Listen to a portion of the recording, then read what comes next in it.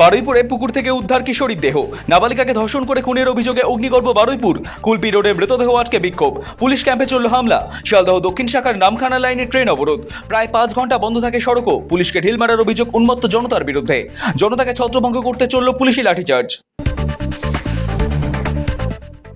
বারুইপুরে ক্ষিপ্ত জনতার গণপ্রহারে মৃত্যু হলো এক অভিযুক্তের। গণপিটুনিতে মৃত যুবকের নাম ইন্দ্রজিৎ তাঁতি। বিক্ষোভকারীদের অভিযোগ, নিহতকে সন্দেহভাজনদের সঙ্গে ঘুরতে দেখা গিয়েছে।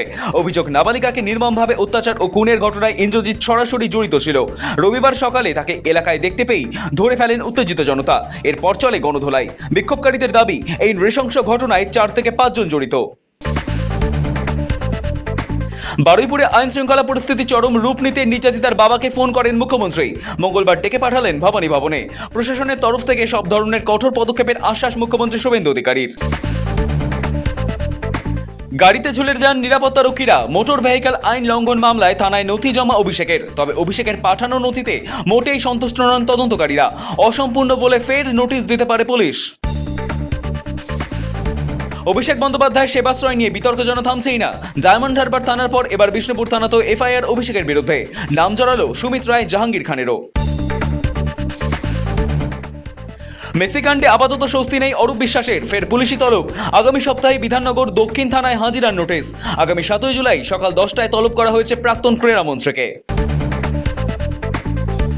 তৃণমূল তুমি কার? ডেডলাইন শেষ সোমবার বিকেল 5:30টায়। তারপর কি হবে? চর্চা গোটা দেশের রাজনীতিতে। কে আসল তৃণমূল, সেই প্রশ্ন ঘিরে মমতাপন্থী ও ঋতব্রতপন্থী দুই শিবিরের মধ্যে রাজনৈতিক ও সাংগঠনিক লড়াই এখন চরমে। শ্যামাপ্রসাদের 125তম জন্মজয়ন্তীতে কলকাতায় অমিত শাহ। ভবানীপুরে শ্যামাপ্রসাদের ভিটেতে শ্রদ্ধা অর্পণ করে সোজা যাবেন ইকো পার্কে। শ্যামাপ্রসাদের 125 ফুট মূর্তি তৈরি পরিকল্পনা নেওয়া হয়েছে সেখানে। সোমবার তারই ভিত্তিপ্রস্তর স্থাপন হবে কেন্দ্রীয় স্বরাষ্ট্রমন্ত্রীর হাত ধরে। জন্মদিনেই হতো উদ্বোধন, তার আগেই জন্মজয়ন্তীর আগে টার্গেট ভারত কেশরী। সুকিয়া স্ট্রিটে উন্মোচনের আগেই শ্যামাপ্রসাদের মূর্তিতে ব্যাপক ভাঙচুর। আউনহাট স্ট্রিট থানায় লিখিত অভিযোগ দায়ের বিজেপি যুব মোর্চার। তদন্ত শুরু করেছে পুলিশ। খতিয়ে দেখা হচ্ছে এলাকার সিসিটিভি ক্যামেরা।